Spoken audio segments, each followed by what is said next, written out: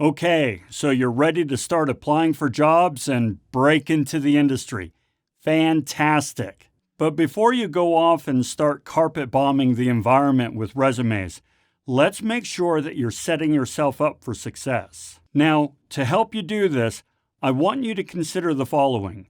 In order for an employer to hire somebody, there have to be 3 conditions in place. First, the employer has a problem. After all, if there's no problem, there's no need to hire anyone. Second, this problem is costing them money. You see, if the problem isn't costing them money, then why would they hire, which costs them money? Third, they cannot solve the problem with their current resources. If they could solve the problem with their current resources, they wouldn't be hiring. With this in mind, the very best thing you can do with your resume is convince the employer that you have the skills and competencies necessary to solve their problems. So, how do you do that? Well, that's exactly what we're going to talk about in this episode. Greetings, my friend. We are all interested in the future, for that is where you and I are going to spend the rest of our lives. And remember, my friend, future events such as these will affect you in the future. What you need to do is kind of retool your resumes to make sure that it meets the job requirements expressed by the employer, paying special care to your transferable skills. Now, what do I mean by transferable skills? Well, throughout your previous career, you acquired all sorts of skills that can be easily transferred from one industry to another. Sure, you were able to use these skills in your current industry, but now we need to think about how to reframe them to be attractive in the new industry. The first thing you want to do is research the soft skills that are necessary in this new career, this new industry that you're entering in. Then, what you want to do is look at your past work experience and find instances where you used these soft skills to solve a business problem. So let's look at an example. Let's say that you're a retail manager, but you're working to become a project manager. Okay, now you were successful as a retail manager. Why? Well, because you had a lot of the soft skills necessary. This includes things like problem solving, decision making, active listening, negotiation. All of these are soft skills that helped you be successful as a retail manager. Now, don't just stop at listing these soft skills. What you'll want to do is think of specific instances in which you used these soft skills to solve business problems. Later on, we're going to be referencing these specific instances, these examples, when we work our resume and when we prepare for interviews and things like that. So you really want to think this out. Okay, so now you have your list of transferable soft skills, along with examples of when you used these skills to solve very specific business problems.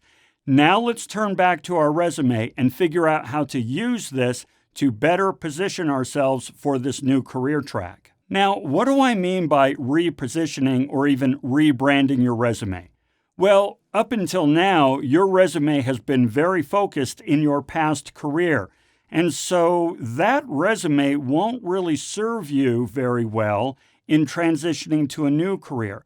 We need to rebrand it, rework it, reposition it so that it truly expresses your skills and abilities and competencies, not in the light of your old career, but in the light of your new career. Okay, that's all very well and good, but what does this mean in practice? Well, let me first tell you what it does not mean in practice. Let's return to our example of a retail manager working to become a project manager. Now, a retail manager may very well have something like this on their resume.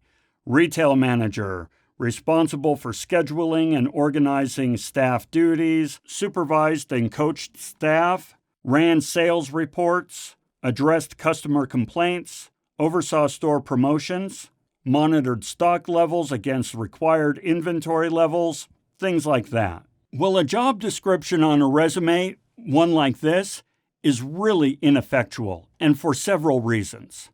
First, this list of job responsibilities doesn't tell the employer anything that they don't already know. Nothing here is too terribly informative or insightful.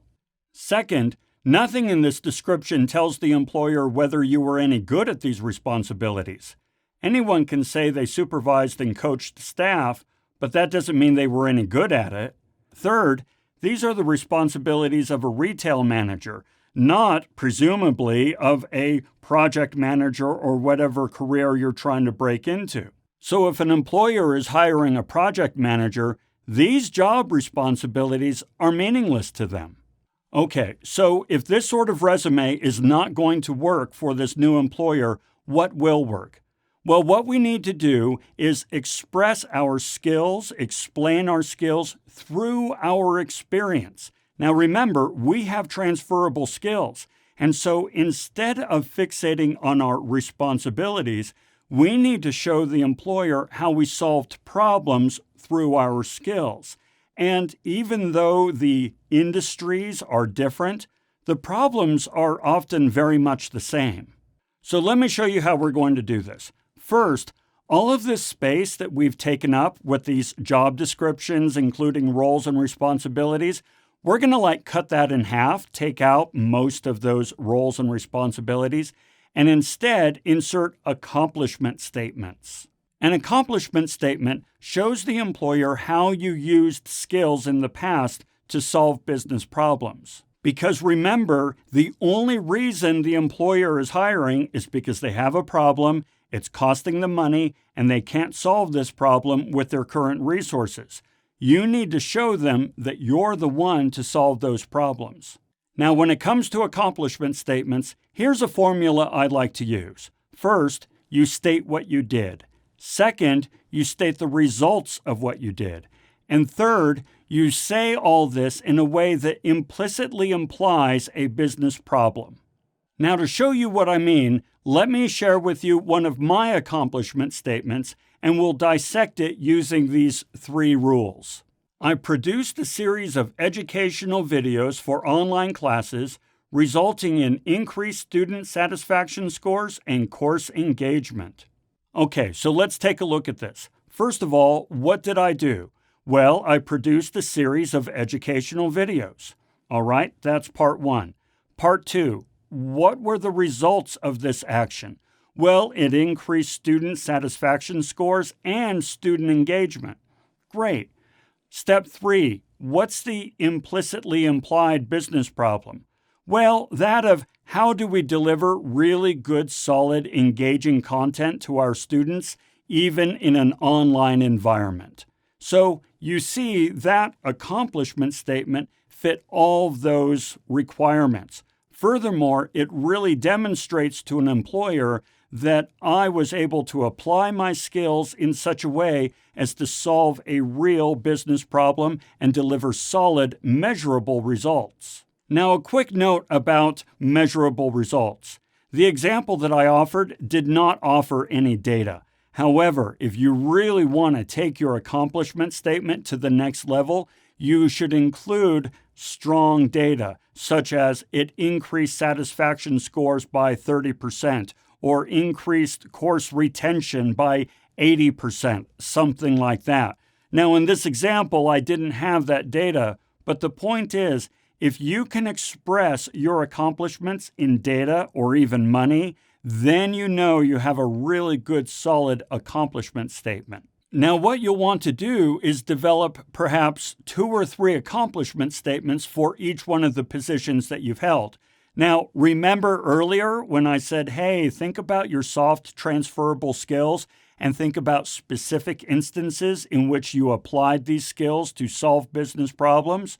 Well, that's where you start. That's the material you need to start formulating some really good accomplishment statements.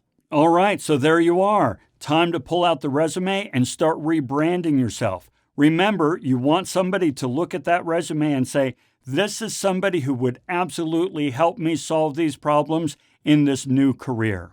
It's going to take a little bit of time, so don't just fly through this, but by the time you're done, you're going to have a great resume.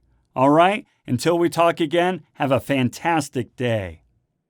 So, obviously, there's a lot more that goes into a really good, solid resume. We're going to come back and talk about some other techniques and some other tips and tricks later on, but right now, focus on those accomplishments.